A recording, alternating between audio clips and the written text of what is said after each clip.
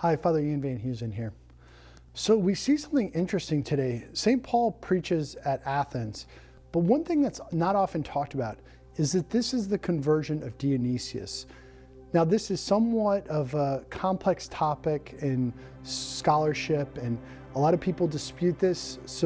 But there's a work that's attributed to Dionysius that had a profound impact on St. Thomas Aquinas called the Divine Names.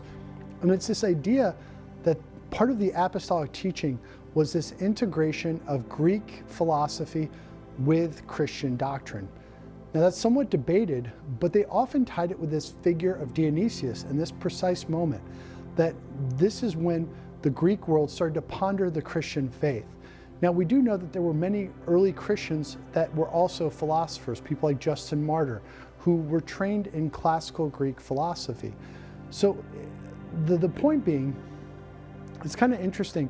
Now, there's a lot of scholars that don't believe the work that's attributed to Dionysius are clearly from him, but they often argue, some people argue that there's at least a tradition that seems to come from Dionysius of this integration of Greek philosophy.